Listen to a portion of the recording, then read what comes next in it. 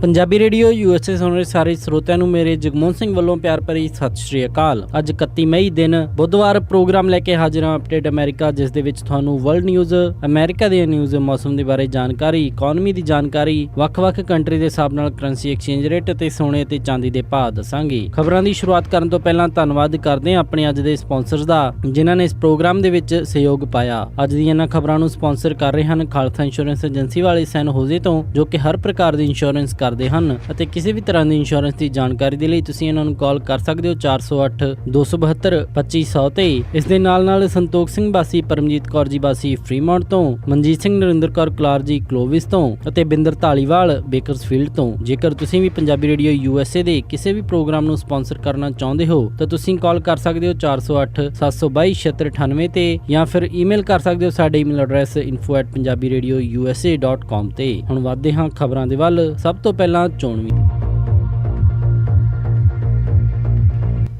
ਕਾਬੁਲ ਦੇ ਵਿੱਚ ਹੋਏ ਬੰਬ ਧਮਾਕੇ ਦੇ ਵਿੱਚ 90 ਲੋਕਾਂ ਦੀ ਮੌਤ ਅਤੇ ਸੈਂਕੜੇ ਤੋਂ ਵੱਧ ਜ਼ਖਮੀ। ਰਾਸ਼ਟਰਪਤੀ ਡੋਨਲਡ ਟਰੰਪ US ਨੂੰ ਪੈਰਿਸ ਕਲਾਈਮੇਟ ਡੀਲ ਦੇ ਵਿੱਚੋਂ ਬਾਹਰ ਖਿੱਚ ਸਕਦੇ ਨੇ। ਟਰੰਪ ਐਡਮਿਨਿਸਟ੍ਰੇਸ਼ਨ ਨੇ ਵੀਜ਼ਾ ਵੈਟਿੰਗ ਹੋਰ ਸਖਤ ਕੀਤੀਆਂ, ਜਿਸ ਦੇ ਵਿੱਚ ਸੋਸ਼ਲ ਮੀਡੀਆ ਚੈੱਕਸ ਵੀ ਲਾਏ। 2016 ਦੇ ਵਿੱਚ ਇਲੈਕਸ਼ਨ ਦੇ ਵਿੱਚ ਡੈਮੋਕ੍ਰੈਟਿਕ ਪਾਰਟੀ ਦੀ ਨੋਮੀਨੀ ਰਹੀ ਹਿਲਰੀ ਕਲਿੰਟਨ ਨੇ ਨਿਊਯਾਰਕ ਟਾਈਮਜ਼, DNC ਅਤੇ ਜੇਮਸ ਕੌਮੀ ਨੂੰ ਆਪਣੀ ਹਾਰ ਦਾ ਜ਼ਿੰਮੇਵਾਰ ਠਹਿਰਾਇਆ। ਵਾਸ਼ਿੰਗਟਨ ਦੇ ਟਰੰਪ ਹੋਟਲ ਦੇ ਵਿੱਚ ਪੈਂਸਿਲਵੇਨੀਆ ਦਾ ਇੱਕ ਡਾਕਟਰ ਹਥਿਆਰਾਂ ਸਮੇਤ ਗ੍ਰਿਫਤਾਰ।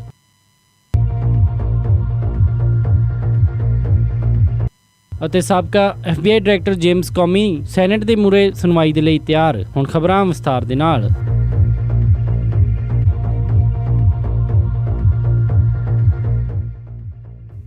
ਕੱਲ੍ਹ ਰਾਤ ਕਾਬੁਲ ਦੇ ਵਿੱਚ ਹੋਏ ਬੰਬ ਧਮਾਕੇ ਦੇ ਵਿੱਚ, ਜਿਸ ਦੇ ਵਿੱਚ ਇੱਕ ਆਤਮਘਾਤੀ ਬੰਬ ਹਮਲੇ ਦੇ ਵਿੱਚ 90 ਲੋਕਾਂ ਦੀ ਮੌਤ ਹੋਈ ਅਤੇ ਸੈਂਕੜਿਆਂ ਤੋਂ ਵੱਧ ਇਸ ਦੇ ਵਿੱਚ ਜ਼ਖਮੀ ਹੋਏ। ਕਾਬੁਲ ਦੇ ਵਿੱਚ ਇੰਡੀਅਨ ਐਮਬੈਸੀ ਦੇ ਕੋਲ ਇਹ ਬੰਬ ਧਮਾਕਾ ਹੋਇਆ। ਜ਼ਖਮੀ ਲੋਕਾਂ ਦੇ ਵਿੱਚ ਕਈ US ਕੰਟਰੈਕਟਰਸ ਵੀ ਸ਼ਾਮਿਲ ਸਨ। ਕਾਬੁਲ ਦੇ ਕਾਫੀ ਸੁਰੱਖਿਅਤ ਏਰੀਏ ਦੇ ਵਿੱਚ ਇਹ ਕਾਫੀ ਜਾਨਲੇਵਾ ਹਮਲਾ ਕੀਤਾ ਗਿਆ, ਜਿੱਥੇ ਕਿ ਇੰਡੀਅਨ ਐਮਬੈਸੀ ਅਤੇ ਹੋਰ ਕਈ ਦੇਸ਼ਾਂ ਦੀ ਐਮਬੈਸੀ ਹਨ, ਜਿਨ੍ਹਾਂ ਦੇ ਵਿੱਚ ਜਰਮਨ, ਅਫਗਾਨ ਪ੍ਰੈਜ਼ੀਡੈਂਸ਼ੀਅਲ ਪੈਲੇਸ ਵੀ ਆਉਂਦਾ ਹੈ। ਇਹ ਹਮਲਾ ਉਸ ਸਮੇਂ ਹੋਇਆ ਜਦੋਂ ਰਾਸ਼ਟਰਪਤੀ ਡੋਨਲਡ ਟਰੰਪ ਅਫਗਾਨਿਸਤਾਨ ਦੇ ਵਿੱਚ ਅਮਰੀਕਾ ਦਾ ਆਪਰੇਸ਼ਨ ਹੋਰ ਤੇਜ਼ ਕਰਨ ਦੇ ਲਈ 3 ਤੋਂ 5000 US ਟਰੂਪਸ ਹੋਰ ਭੇਜ ਰਹੇ ਹਨ। ਹਾਲਾਂਕਿ ਇਸ ਬੰਬ ਧਮਾਕੇ ਦੇ ਵਿੱਚ ਕਿਸੇ ਵੀ US ਟਰੂਪਸ ਦੇ ਨੁਕਸਾਨ ਦੀ ਖਬਰ ਨਹੀਂ ਆਈ ਹੈ। ਅਫਗਾਨਿਸਤਾਨ ਦੇ ਵਿੱਚ US ਕਮਾਂਡਰ ਜਨਰਲ ਜੌਨ ਨਿਕੋਲਸਨ ਨੇ ਦੱਸਿਆ ਕਿ ਤਾਲਿਬਾਨ ਦੇ ਵੱਲੋਂ ਇਹ ਹਰਕਤ ਕੀਤੀ ਗਈ ਹੈ ਤੇ ਉਹਨਾਂ ਨੂੰ ਲੱਗਦਾ ਹੈ ਕਿ ਤਾਲਿਬਾਨ ਦੇ ਨਜਿੱਠਣ ਦੇ ਲਈ ਉਹਨਾਂ ਨੂੰ ਹੋਰ ਜ਼ਿਆਦਾ ਫੋਰਸਿਸ ਅਫਗਾਨਿਸਤਾਨ ਦੇ ਵਿੱਚ ਚਾਹੀਦੀਆਂ ਹਨ। ਅਫਗਾਨਿਸਤਾਨ ਦੇ ਵਿੱਚ ISIS ਵੀ ਇੱਕ ਚੈਲੰਜ ਬਣ ਕੇ ਉੱਭਰਿਆ ਹੈ, ਪਰ ਹਜੇ ਵੀ ਉੱਥੇ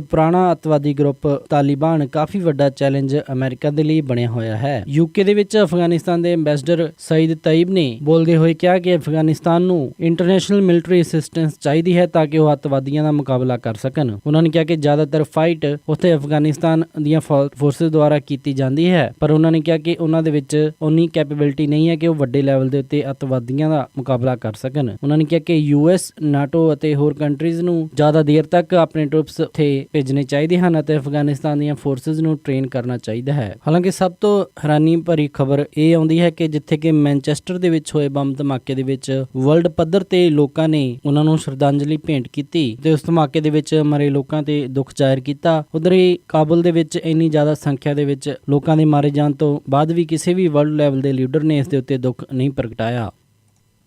ਰਾਸ਼ਟਰਪਤੀ ਡੋਨਲਡ ਟਰੰਪ ਦੀ ਐਡਮਿਨਿਸਟ੍ਰੇਸ਼ਨ ਨੇ ਵੀਜ਼ਾ ਪ੍ਰੋਸੈਸ ਦੇ ਵਿੱਚ ਬਦਲਾਵ ਕਰਦੇ ਹੋਏ ਸੋਸ਼ਲ ਮੀਡੀਆ ਚੈੱਕਸ ਵੀ ਉਸ ਦੇ ਵਿੱਚ ਜੋੜ ਦਿੱਤੇ ਹਨ। 23 ਮਈ ਨੂੰ ਅਪਰੂਵ ਹੋਈ ਨਵੀਂ ਰੂਲਸ ਦੇ ਮੁਤਾਬਿਕ ਹੁਣ US ਵੀਜ਼ਾ ਐਪਲੀਕੇਸ਼ਨ ਦੇ ਲਈ ਪਿਛਲੇ 5 ਸਾਲ ਦਾ ਸੋਸ਼ਲ ਮੀਡੀਆ ਹੈਂਡਲਸ ਦੀ ਜਾਣਕਾਰੀ, ਇਸ ਦੇ ਨਾਲ ਪਿਛਲੇ 15 ਸਾਲਾਂ ਦੀ ਬਾਇਓਗ੍ਰਾਫਿਕਲ ਇਨਫੋਰਮੇਸ਼ਨ ਵੀ ਚਾਹੀਦੀ ਹੋਵੇਗੀ। ਆਫਿਸ ਆਫ ਮੈਨੇਜਮੈਂਟ ਅਤੇ ਬਜਟ ਨੇ 23 ਮਈ ਨੂੰ ਇਸ ਨੂੰ ਅਪਰੂਵ ਕੀਤਾ ਹੈ। ਹਾਲਾਂਕਿ ਕਈ ਲੋਕ ਇਸ ਦਾ ਕ੍ਰਿਟਿਸਿਜ਼ਮ ਵੀ ਕਰ ਰਹੇ ਹਨ, ਜਿਨ੍ਹਾਂ ਦਾ ਮੰਨਣਾ ਹੈ ਕਿ ਇਸ ਦੇ ਨਾਲ ਵੀਜ਼ਾ ਐਪਲੀਕੇਸ਼ਨ ਕਾਫੀ ਲੰਬੀ ਹੋ ਜਾਏਗੀ ਅਤੇ ਵੀਜ਼ਾ ਪ੍ਰੋਸੈਸਿੰਗ ਦੇ ਵਿੱਚ ਹੋਰ ਵੀ ਜ਼ਿਆਦਾ ਡਿਲੇ ਆਵੇਗਾ ਅਤੇ ਇਸ ਦੇ ਨਾਲ ਦੇਸ਼ ਦੇ ਵਿੱਚ ਆਉਣ ਵਾਲੇ ਹੋਣਹਾਰ ਇੰਟਰਨੈਸ਼ਨਲ ਸਟੂਡੈਂਟਸ ਅਤੇ ਸਾਇੰਟਿਸਟ ਦੇ ਉੱਤੇ ਕਾਫੀ ਫਰਕ ਪਵੇਗਾ। ਨਵੇਂ ਪ੍ਰੋਸੀਜਰ ਦੇ ਮੁਤਾਬਿਕ ਕਾਉਂਸਲਰ ਆਫੀਸ਼ੀਅਲਸ ਪਿਛਲੇ ਸਾਰੇ ਪਾਸਪੋਰਟ ਨੰਬਰਸ, 5 ਸਾਲਾਂ ਦੇ social media handles, email address, phone number ਅਤੇ ਪਿਛਲੇ 15 ਸਾਲਾਂ ਦੀ ਬਾਇਓਗ੍ਰਾਫਿਕਲ ਇਨਫੋਰਮੇਸ਼ਨ ਜਿਨ੍ਹਾਂ ਦੇ ਵਿੱਚ ਐਡਰੈਸ, ਇੰਪਲੋਇਮੈਂਟ ਅਤੇ ਟਰੈਵਲ ਹਿਸਟਰੀ ਮੰਗ ਸਕਦੇ ਹਨ। ਸਟੇਟ ਡਿਪਾਰਟਮੈਂਟ ਆਫੀਸ਼ੀਅਲਸ ਦਾ ਕਹਿਣਾ ਹੈ ਕਿ ਜਦੋਂ ਵੀ ਕਾਉਂਸਲਰ ਆਫੀਸ਼ੀਅਲ ਨੂੰ ਇਹ ਲੱਗੇ ਕਿ ਉਸ ਦੀ ਆਇਡੈਂਟੀਟੀ ਕਨਫਰਮ ਕਰਨ ਲਈ ਇਸ ਤਰ੍ਹਾਂ ਦੀ ਜਾਣਕਾਰੀ ਜ਼ਰੂਰੀ ਹੈ ਤਾਂ ਕਿਸੇ ਵੀ ਵਕਤ ਉਹ ਜਾਣਕਾਰੀ ਉਸ ਤੋਂ ਹਾਸਿਲ ਕਰ ਸਕਦਾ ਹੈ। ਉਹਨਾਂ ਨੇ ਕਿਹਾ ਕਿ ਨੈਸ਼ਨਲ ਸਿਕਿਉਰਿਟੀ ਸਭ ਤੋਂ ਉੱਪਰ ਹੈ ਤੇ ਇਸ ਦੇ ਲਈ ਜੇ ਇਸ ਦੇ ਵਿੱਚ ਡਿਲੇ ਵੀ ਹੁੰਦਾ ਹੈ ਤਾਂ ਉਸ ਨੂੰ ਵੀ ਦੇਖਿਆ ਜਾਏਗਾ। ਹਾਲਾਂਕਿ ਇਸ ਮਾਮਲੇ ਦੇ ਉੱਤੇ ਇਮੀਗ੍ਰੇਸ਼ਨ ਲਾਇਰਸ ਦਾ ਕਹਿਣਾ ਹੈ ਕਿ ਪਿਛਲੇ 15 ਸਾਲਾਂ ਦੀ ਡਿਟੇਲਡ ਬਾਇਓਗ੍ਰਾਫਿਕਲ ਇਨਫੋਰਮੇਸ਼ਨ ਅਤੇ 5 ਸਾਲ ਦੇ ਸੋਸ਼ਲ ਮੀਡੀਆ ਹੈਂਡਲਸ ਦੀ ਜਾਣਕਾਰੀ ਕਿਸੇ ਵੀ ਇਨੋਸੈਂਟ ਬੰਦੇ ਦੇ ਲਈ ਦੇਣਾ ਨਾਕਾਫੀ ਹੋਵੇਗੀ ਕਿਉਂਕਿ ਅਕਸਰ ਲੋਕ ਇਹ ਚੀਜ਼ਾਂ ਯਾਦ ਨਹੀਂ ਰੱਖਦੇ ਤੇ ਭੁੱਲ ਜਾਂਦੇ ਹਨ। ਇਸ ਦੇ ਨਾਲ ਕਾਉਂਸਲਰ ਆਫੀਸ਼ੀਅਲ ਦੇ ਕੋਲ ਇੱਕ ਬਹੁਤ ਵੱਡੀ ਪਾਵਰ ਇਸ ਦੇ ਨਾਲ ਆ ਸਕਦੀ ਹੈ ਜਿਸ ਦੇ ਨਾਲ ਉਹ ਆਸਾਨੀ ਦੇ ਨਾਲ ਕਿਸੇ ਨੂੰ ਵੀ ਵੀਜ਼ਾ ਦੇ ਲਈ ਮਨਾ ਕਰ ਸਕਦਾ ਹੈ।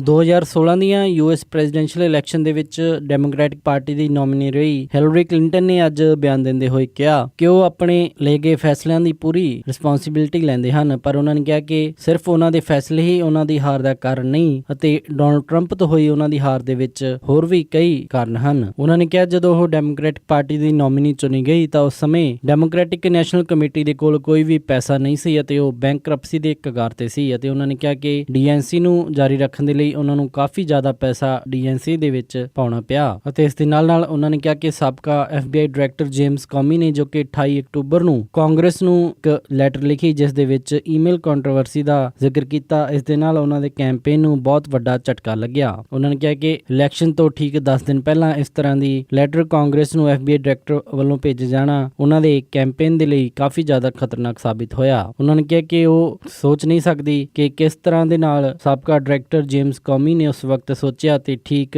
ਚੋਣਾਂ ਦੇ ਸਮੇਂ ਦੇ ਉੱਤੇ ਆ ਕੇ ਇਹ ਸਭ ਕੁਝ ਉਹਨਾਂ ਦੇ ਉੱਤੇ ਲਾ ਦਿੱਤਾ। ਉਹਨਾਂ ਨੇ ਕਿਹਾ ਕਿ ਇਹ ਉਹਨਾਂ ਦੀ ਬਹੁਤ ਵੱਡੀ ਗਲਤੀ ਸੀ ਜੋ ਕਿ ਉਹਨਾਂ ਨੇ ਪ੍ਰਾਈਵੇਟ ਈਮੇਲ ਸਰਵਰ ਜਦੋਂ ਉਹ ਸੈਕਟਰੀ ਆਫ ਸਟੇਟ ਸਨ ਤਾਂ ਅਫੀਸ਼ੀਅਲ ਕੰਮਾਂ ਦੇ ਲਈ ਯੂਜ਼ ਕੀਤਾ, ਪਰ ਉਹ ਉਹਨਾਂ ਨੇ ਸਭ ਅਣਜਾਣੇ ਦੇ ਵਿੱਚ ਕੀਤਾ ਸੀ। ਇਸ ਦੇ ਨਾਲ ਉਹਨਾਂ ਨੇ ਨਿਊਯਾਰਕ ਟਾਈਮਜ਼ ਦੇ ਉੱਤੇ ਵੀ ਨਿਸ਼ਾਨਾ ਕਸਿਆ ਤੇ ਹਿਲਰੀ ਕਲਿੰਟਨ ਨੇ ਕਿਹਾ ਕਿ ਨਿਊਯਾਰਕ ਟਾਈਮਜ਼ ਨੇ ਵੀ ਇਹ ਖਬਰ ਇਸ ਤਰ੍ਹਾਂ ਕਵਰ ਕੀਤੀ ਜਿਵੇਂ ਇਹ ਪਰਲ ਹਾਰਬਰ ਦੀ ਸਟੋਰੀ ਹੋਵੇ। ਜਦੋਂ ਹਿਲਰੀ ਕਲਿੰਟਨ ਤੋਂ ਪੇਡ ਸਪੀਚਸ ਬਾਰੇ ਪੁੱਛਿਆ ਗਿਆ ਤਾਂ ਹਿਲਰੀ ਕਲਿੰਟਨ ਨੇ ਉਲਟਾ ਮੋਡਰੇਟਰ ਨੂੰ ਸਵਾਲ ਪੁੱਛਦੇ ਹੋਏ ਕਿਹਾ ਕਿ ਉਹਨਾਂ ਦੀ ਉੱਥੇ ਗੋਲਡਮੈਨ ਸੈਕਸ ਦਾ ਜ਼ਿਕਰ ਕਿਸ ਦੇ ਲਈ ਕੀਤਾ ਗਿਆ ਹੈ ਤਾਂ ਮੋਡਰੇਟਰ ਨੇ ਜਵਾਬ ਦਿੱਤਾ ਕਿ ਕਿਉਂਕਿ ਇਸ ਦੇ ਲਈ ਬੈਂਕ ਦੇ ਵੱਲੋਂ ਪੈਸੇ ਮਿਲਦੇ ਹਨ ਇਸ ਲਈ ਉਹ ਐਡਵਰਟਾਈਜ਼ਮੈਂਟ ਕਰਦੇ ਹਨ। ਤਾਂ ਹਿਲਰੀ ਕਲਿੰਟਨ ਨੇ ਜਵਾਬ ਦਿੱਤਾ ਉਹਨਾਂ ਨੂੰ ਵੀ ਸਪੀਚ ਦੇ ਲਈ ਪੈਸੇ ਮਿਲੇ, ਇਸ ਦੇ ਲਈ ਉਹਨਾਂ ਨੇ ਬੈਂਕ ਦੇ ਵਿੱਚ ਆ ਕੇ ਸਪੀਚ ਦਿੱਤੀ। ਉਹਨਾਂ ਨੇ ਕਿਹਾ ਕਿ ਜੇ ਮੈਂ ਆਪਣੀਆਂ ਸਪੀਚਸ ਦੇ ਕੇ ਪੈਸਾ ਕਮਾ ਸਕਦੀ ਹਾਂ ਤਾਂ ਇਸ ਤੋਂ ਕਿਸੇ ਨੂੰ ਕੀ ਇਤਰਾਜ਼ ਹੋ ਸਕਦਾ ਹੈ। ਜਦੋਂ ਉਹਨਾਂ ਤੋਂ ਪੁੱਛਿਆ ਗਿਆ ਕਿ ਕੀ ਦੁਬਾਰਾ ਉਹ ਰਾਸ਼ਟਰਪਤੀ ਦੇ ਲਈ ਰਨ ਕਰਨਗੇ ਤਾਂ ਉਹਨਾਂ ਨੇ ਇਸ ਤੋਂ ਇਨਕਾਰ ਕਰਤਾ। ਇਸ ਦੇ ਨਾਲ ਉਹਨਾਂ ਨੇ ਇਹ ਵੀ ਜ਼ਿਕਰ ਕੀਤਾ ਕਿ ਉਹਨਾਂ ਨੇ ਡੋਨਲਡ ਟਰੰਪ ਤੋਂ 3 ਮਿਲੀਅਨ ਜ਼ਿਆਦਾ ਵੋਟਸ ਹਾਸਿਲ ਕੀਤੀਆਂ ਹਨ।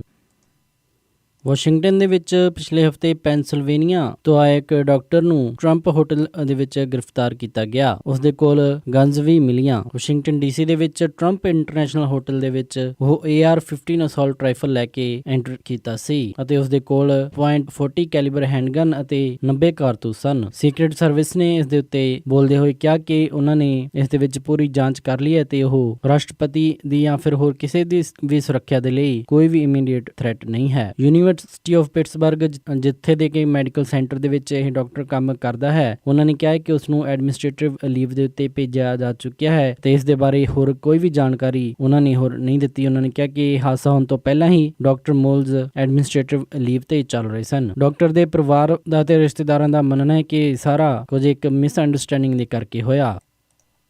ਸਾਬਕਾ FBI ਡਾਇਰੈਕਟਰ ਜੇਮਸ ਕਮੀ US ਇਲੈਕਸ਼ਨ ਦੇ ਵਿੱਚ ਰਸ਼ੀਆ ਦੀ ਕਿੰਨੀ ਕੁ ਦਖਲਅੰਦਾਜ਼ੀ ਰਹੀ ਅਤੇ ਰਸ਼ੀਆ ਦਾ ਕਿੰਨਾ ਖੱਤ US ਇਲੈਕਸ਼ਨ ਨੂੰ ਖਰਾਬ ਕਰਨ ਦੇ ਵਿੱਚ ਰਿਹਾ, ਇਸ ਦੇ ਲਈ ਟੈਸਟੀਫਾਈ ਕਰਨ ਦੇ ਲਈ ਸੈਨੇਟ ਦੇ ਅੱਗੇ ਹੁਣ ਪੇਸ਼ ਹੋਣਗੇ। ਆਈ ਜਾਣਕਾਰੀ ਦੇ ਮੁਤਾਬਿਕ ਅਗਲੇ ਹਫ਼ਤੇ ਕਾਂਗਰਸ ਦੇ ਸਾਹਮਣੇ ਜੇਮਸ ਕਮੀ ਰਾਸ਼ਟਰਪਤੀ ਡੋਨਲਡ ਟਰੰਪ ਦੇ ਨਾਲ ਹੋਈਆਂ ਪ੍ਰਾਈਵੇਟ ਕਨਵਰਸੇਸ਼ਨ ਅਤੇ ਇਸ ਦੇ ਨਾਲ ਮਾਈਕਲ ਫਲਿਨ ਦੇ ਮਾਮਲੇ ਦੇ ਵਿੱਚ ਚੱਲੀ ਜਾਂਚ ਦੇ ਬਾਰੇ ਵੀ ਦੱਸਣਗੇ। ਉਹਨਾਂ ਦੇ ਡਿਸਮਿਸਲ ਤੋਂ ਬਾਅਦ ਦੇ ਵਿੱਚ ਲਗਾਤਾਰ ਇਹ ਖਬਰਾਂ ਸਾਹਮਣੇ ਆ ਰਹੀਆਂ ਸਨ ਕਿ ਉਹ ਕਾਂਗਰਸ ਸਾਹਮਣੇ ਕਦੋਂ ਜਾ ਕੇ ਕੇ ਆਪਣਾ ਬਿਆਨ ਦੇਣਗੇ। ਮੰਨਿਆ ਜਾ ਰਿਹਾ ਹੈ ਕਿ FBI ਡਾਇਰੈਕਟਰ ਦੀ ਪਬਲਿਕ ਟੈਸਟੀਮੋਨੀ ਟਰੰਪ ਐਡਮਿਨਿਸਟ੍ਰੇਸ਼ਨ ਦੀ ਰਸ਼ੀਆ ਦੇ ਨਾਲ ਚੱਲ ਰਹੇ ਸੰਬੰਧਾਂ ਦੇ ਵਿੱਚ ਇੱਕ ਨਵੀਂ ਕੰਟਰੋਵਰਸੀ ਵੀ ਲੈ ਕੇ ਆ ਸਕਦੀ ਹੈ ਤੇ ਕੀ ਰਾਸ਼ਟਰਪਤੀ ਜਾਂ ਫਿਰ ਉਹਨਾਂ ਦਾ ਕੋਈ ਵੀ ਸਟਾਫ ਮੈਂਬਰ ਰਸ਼ੀਆ ਦੇ ਨਾਲ ਸੰਬੰਧ ਰੱਖਦਾ ਹੈ, ਇਸ ਦੇ ਵਿੱਚ ਉਮੀਦ ਲਾਈ ਜਾ ਰਹੀ ਹੈ ਕਿ ਕੁਝ ਨਾ ਕੁਝ ਜਾਣਕਾਰੀ ਨਿਕਲ ਕੇ ਸਾਹਮਣੇ ਆਵੇਗੀ। ਰਾਸ਼ਟਰਪਤੀ ਡੋਨਾਲਡ ਟਰੰਪ ਰਾਸ਼ਟਰਪਤੀ ਬਰਾਕ ਓਬਾਮਾ ਦੁਆਰਾ ਕੀਤੀ ਗਈ ਪੈਰਿਸ ਡੀਲ, ਜਿਸ ਦੇ ਵਿੱਚ ਕਿ ਕਲਾਈਮੇਟ ਚੇਂਜ ਨੂੰ ਲੈ ਕੇ ਦੁਨੀਆ ਭਰ ਦੇ ਦੇਸ਼ਾਂ ਨੇ ਜੋ ਇੱਕ ਡੀਲ ਕੀਤੀ ਸੀ ਉਸ ਦੇ ਵਿੱਚ US ਨੂੰ ਆਊਟ ਕਰ ਸਕਦੇ ਹਨ। US ਦੁਆਰਾ ਕੀਤੀ ਗਈ ਪੈਰਿਸ ਕਲਾਈਮੇਟ ਐਗਰੀਮੈਂਟ ਦੇ ਵਿੱਚ ਰਾਸ਼ਟਰਪਤੀ ਡੋਨਾਲਡ ਟਰੰਪ ਦਾ ਕਹਿਣਾ ਸੀ ਕਿ ਬਹੁਤ ਸਾਰੇ ਦੇਸ਼ ਪੋਲਿਊਸ਼ਨ ਦੇ ਲਈ ਜ਼ਿੰਮੇਵਾਰ ਹਨ ਤੇ ਇਸ ਨੂੰ ਰੋਕਣ ਦੇ ਲਈ ਸਿਰਫ US ਪੇ ਨਹੀਂ ਕਰੇਗਾ। ਹਾਲਾਂਕਿ ਇਸ ਤੋਂ ਪਹਿਲਾਂ ਵੀ ਰਾਸ਼ਟਰਪਤੀ ਡੋਨਾਲਡ ਟਰੰਪ ਐਂਟੀ ਕਲਾਈਮੇਟ ਬਿਆਨ ਦੇ ਚੁੱਕੇ ਹਨ ਅਤੇ ਉਹ ਕਲਾਈਮੇਟ ਚੇਂਜ ਤੇ ਚਲਾਈਆਂ ਗਈਆਂ ਪਾਲਿਸੀਜ਼ ਦੇ ਖਿਲਾਫ ਬੋਲਦੇ ਰਹੇ ਹਨ। ਰਾਸ਼ਟਰਪਤੀ ਡੋਨਾਲਡ ਟਰੰਪ ਨੇ ਕਿਹਾ ਕਿ ਉਹ ਆਉਣ ਵਾਲੇ ਕੁਝ ਦਿਨਾਂ ਦੇ ਵਿੱਚ ਆਪਣਾ ਫੈਸਲਾ ਸੁਣਾਉਣਗੇ। ਹਾਲਾਂਕਿ ਇਸ ਫੈਸਲੇ ਦੇ ਉੱਤੇ ਟੈਸਲਾ ਦੇ CEO ਇਲਨ ਮਸਕ ਦਾ ਕਹਿਣਾ ਹੈ, ਜੋ ਕਿ ਰਾਸ਼ਟਰਪਤੀ ਡੋਨਾਲਡ ਟਰੰਪ ਦੀ ਐਡਵਾਈਜ਼ਿੰਗ ਕਮੇਟੀ ਦੇ ਵਿੱਚ ਹਨ। ਉਹਨਾਂ ਦਾ ਕਹਿਣਾ ਹੈ ਕਿ ਜੇਕਰ ਰਾਸ਼ਟਰਪਤੀ ਡੋਨਾਲਡ ਟਰੰਪ ਨੇ US ਨੂੰ ਪੈਰਿਸ ਸਮਝੌਤੇ ਤੋਂ ਬਾਹਰ ਕੱਢਣ ਦਾ ਫੈਸਲਾ ਲਿਆ ਤਾਂ ਐਡਵਾਈਜ਼ਿੰਗ ਕਮੇਟੀ ਨੂੰ ਛੱਡ ਦੇਣਗੇ। ਟੈਸਲਾ ਲਗਾਤਾਰ ਕਲੀਨ એનર્ਜੀ ਦੇ ਵੱਲ ਫੋਕਸ ਕਰ ਰਹੀ ਹੈ ਤੇ ਕਲੀਨ એનર્ਜੀ ਦੇ ਵਿੱਚ ਇਲੈਕਟ੍ਰਿਕ ਕਾਰ ਅਤੇ ਹੋਰ ਕਈ ਕੰਪਨੀਆਂ ਜਿਨ੍ਹਾਂ ਦੇ ਵਿੱਚ ਕਿ ਸੋਲਰ ਪੈਨਲ ਬਣਾ ਰਹੀ ਹੈ ਤੇ ਇਸ ਦੇ ਨਾਲ ਉਹ ਕਨਵੈਨਸ਼ਨਲ એનર્ਜੀ ਨੂੰ ਵੀ ਰੀਯੂਜ਼ ਕਰਨ ਦੀ ਪੂਰੀ ਤਿਆਰੀ ਕਰ ਰਹੀ ਹੈ। ਤੇ ਜੇਕਰ ਰਾਸ਼ਟਰਪਤੀ ਡੋਨਾਲਡ ਟਰੰਪ ਪੈਰਿਸ ਦੀ ਐਗਰੀਮੈਂਟ ਚੋਂ ਆਊਟ ਹੁੰਦੇ ਹਨ ਤਾਂ ਉਹਨਾਂ ਦੀ ਇਸ ਕੋਸ਼ਿਸ਼ ਨੂੰ ਕਾਫੀ ਵੱਡਾ ਧੱਕਾ ਲੱਗੇਗਾ। ਇਹ ਸਨ ਅੱਜ ਦੀਆਂ ਕੁਝ ਖਾਸ ਖਬਰਾਂ ਤੇ ਹੁਣ ਵੱਧਦੇ ਹਾਂ ਮੌਸਮ ਦੀ ਜਾਣਕਾਰੀ ਦੇ ਵੱਲ। ਵੀਰਵਾਰ ਨੂੰ ਸੈਨ ਹੋਜ਼ੇ ਦੇ ਵਿੱਚ ਹਾਈ ਟੈਂਪਰੇਚਰ ਰਹੇਗਾ 74 ਡਿਗਰੀ ਅਤੇ ਰਾਤ ਨੂੰ ਲੋ ਟੈਂਪਰੇਚਰ 55 ਡਿਗਰੀ। ਸੈਨ ਫਰਾਂਸਿਸਕੋ ਦੇ ਵਿੱਚ 64 ਡਿਗਰੀ ਹਾਈ ਅਤੇ ਰਾਤ ਨੂੰ 53 ਡਿਗਰੀ ਲੋ। ਸੈਕਰਾਮੈਂਟੋ ਦੇ ਵਿੱਚ 85 ਡਿਗਰੀ ਹਾਈ ਅਤੇ ਰਾਤ ਨੂੰ 55 ਡਿਗਰੀ ਲੋ। ਯੂਬਾ ਸਿਟੀ ਦੇ ਵਿੱਚ 87 ਡਿਗਰੀ ਹਾਈ ਅਤੇ ਰਾਤ ਨੂੰ 57 ਡਿਗਰੀ ਲੋ। ਸਟਾਕਟਨ ਦੇ ਵਿੱਚ 85 ਡਿਗਰੀ ਹਾਈ ਅਤੇ ਰਾਤ ਨੂੰ 54 ਡਿਗਰੀ ਲੋ। ਟ੍ਰੇਸੀ ਦੇ ਵਿੱਚ 82 ਡਿਗਰੀ ਹਾਈ ਅਤੇ ਰਾਤ ਨੂੰ 57 ਡਿਗਰੀ ਲੋ। ਮੋਡੈਸਟੋ ਦੇ ਵਿੱਚ 85 ਡਿਗਰੀ ਹਾਈ ਅਤੇ ਰਾਤ ਨੂੰ 56 ਡਿਗਰੀ ਲੋ। ਫ੍ਰੈਜ਼ਨੋ ਦੇ ਵਿੱਚ 87 ਡਿਗਰੀ ਹਾਈ ਅਤੇ ਰਾਤ ਨੂੰ 60 ਡਿਗਰੀ ਲੋ। ਬੇਕਰਸਫੀਲਡ ਦੇ ਵਿੱਚ 87 ਡਿਗਰੀ ਹਾਈ ਅਤੇ ਰਾਤ ਨੂੰ 65 ਡਿਗਰੀ ਲੋ। ਲਾਸ ਐਂਜਲਸ ਦੇ ਵਿੱਚ 74 ਡਿਗਰੀ ਹਾਈ ਅਤੇ ਰਾਤ ਨੂੰ 61 ਡਿਗਰੀ ਲੋ। ਟਰਕੀ ਦੇ ਵਿੱਚ 69 ਡਿਗਰੀ ਹਾਈ ਅਤੇ ਰਾਤ ਨੂੰ 34 ਡਿਗਰੀ ਲੋ। ਸਾਊਥ ਲੇਕ ਟਾਹੋ ਦੇ ਵਿੱਚ 69 ਡਿਗਰੀ ਹਾਈ ਅਤੇ ਰਾਤ ਨੂੰ 36 ਡਿਗਰੀ ਲੋ। ਪੋਰਟਲੈਂਡ ਓਰੇਗਨ ਦੇ ਵਿੱਚ 70 ਡਿਗਰੀ ਹਾਈ ਅਤੇ ਰਾਤ ਨੂੰ 54 ਡਿਗਰੀ ਲੋ। ਸੀਐਟਲ ਦੇ ਵਿੱਚ 66 ਡਿਗਰੀ ਹਾਈ ਅਤੇ ਰਾਤ ਨੂੰ 53 ਡਿਗਰੀ ਲੋ। ਫਲੈਗਸਟਾਫ ਐਰੀਜ਼ੋਨਾ ਦੇ ਵਿੱਚ 73 ਡਿਗਰੀ ਹਾਈ ਅਤੇ ਰਾਤ ਨੂੰ 40 ਡਿਗਰੀ ਲੋ। ਸਾਲਟ ਲੇਕ ਸਿਟੀ ਯੂਟਾ ਦੇ ਵਿੱਚ 85 ਡਿਗਰੀ ਹਾਈ ਅਤੇ ਰਾਤ ਨੂੰ 59 ਡਿਗਰੀ ਲੋ। ਸ਼ਿਕਾਗੋ ਦੇ ਵਿੱਚ 71 ਡਿਗਰੀ ਹਾਈ ਅਤੇ ਰਾਤ ਨੂੰ 56 ਡਿਗਰੀ ਲੋ। ਨਿਊਯਾਰਕ ਦੇ ਵਿੱਚ 78 ਡਿਗਰੀ ਹਾਈ ਅਤੇ ਰਾਤ ਨੂੰ 58 ਡਿਗਰੀ ਲੋ। ਟੋਰਾਂਟੋ ਕੈਨੇਡਾ ਦੇ ਵਿੱਚ 18 ਡਿਗਰੀ ਸੈਲਸੀਅਸ ਹਾਈ ਅਤੇ ਰਾਤ ਨੂੰ 9 ਡਿਗਰੀ ਸੈਲਸੀਅਸ ਲੋ। ਵਿਨੀਪੈਗ ਦੇ ਵਿੱਚ 27 ਡਿਗਰੀ ਸੈਲਸੀਅਸ ਹਾਈ ਅਤੇ ਰਾਤ ਨੂੰ 15 ਡਿਗਰੀ ਸੈਲਸੀਅਸ ਲੋ। ਕੈਲਗਰੀ ਕੈਨੇਡਾ ਦੇ ਵਿੱਚ 22 ਡਿਗਰੀ ਸੈਲਸੀਅਸ ਹਾਈ ਅਤੇ ਰਾਤ ਨੂੰ 10 ਡਿਗਰੀ ਸੈਲਸੀਅਸ ਲੋ। ਕੈਨੇਡਾ ਵੈਨਕੂਵਰ ਦੇ ਵਿੱਚ 17 ਡਿਗਰੀ ਸੈਲਸੀਅਸ ਹਾਈ ਅਤੇ ਰਾਤ ਨੂੰ 11 ਡਿਗਰੀ ਸੈਲਸੀਅਸ ਲੋ। ਪੰਜਾਬ ਅੰਮ੍ਰਿਤਸਰ ਦੇ ਵਿੱਚ 42 ਡਿਗਰੀ ਸੈਲਸੀਅਸ ਹਾਈ ਅਤੇ ਰਾਤ ਨੂੰ 26 ਡਿਗਰੀ ਸੈਲਸੀਅਸ ਲੋ ਰਹੇਗਾ। ਮੈਲਬਰਨ ਆਸਟ੍ਰੇਲੀਆ ਦੇ ਵਿੱਚ 14 ਡਿਗਰੀ ਸੈਲਸੀਅਸ ਹਾਈ ਅਤੇ ਰਾਤ ਨੂੰ 6 ਡਿਗਰੀ ਸੈਲਸੀਅਸ ਲੋ। ਲੰਡਨ ਦੇ ਵਿੱਚ 23 ਡਿਗਰੀ ਸੈਲਸੀਅਸ ਹਾਈ ਅਤੇ ਰਾਤ ਨੂੰ 12 ਡਿਗਰੀ ਸੈਲਸੀਅਸ ਲੋ। ਬਰਲਿਨ ਜਰਮਨੀ ਦੇ ਵਿੱਚ 22 ਡਿਗਰੀ ਸੈਲਸੀਅਸ ਹਾਈ ਅਤੇ ਰਾਤ ਨੂੰ 9 ਡਿਗਰੀ ਸੈਲਸੀਅਸ ਲੋ ਰਹੇਗਾ ਅਤੇ ਫਰਾਂਸ ਪੈਰਿਸ ਦੇ ਵਿੱਚ 27 ਡਿਗਰੀ ਸੈਲਸੀਅਸ ਹਾਈ ਅਤੇ ਰਾਤ ਨੂੰ 16 ਡਿਗਰੀ ਸੈਲਸੀਅਸ ਲੋ ਰਹੇਗਾ। ਇਸੀ ਮੌਸਮ ਦੀ ਜਾਣਕਾਰੀ। ਹੁਣ ਵੱਧਦੇ ਹਾਂ ਸਟਾਕ ਮਾਰਕੀਟ ਦੀ ਇਨਫੋਰਮੇਸ਼ਨ ਦੇ ਵੱਲ। ਬੁੱਧਵਾਰ ਨੂੰ ਕਲੋਜ਼ਿੰਗ ਦੇ ਸਮੇਂ ਡਾਓ ਜੋਨਸ 20 ਅੰਕਾਂ ਦੀ ਗਿਰਾਵਟ ਦੇ ਨਾਲ 21,008.65 ਤੇ ਬੰਦ ਹੋਇਆ। ਨੈਸਡੈਕ 4 ਅੰਕਾਂ ਦੀ ਗਿਰਾਵਟ ਦੇ ਨਾਲ 6198.52 ਤੇ ਬੰਦ ਹੋਇਆ।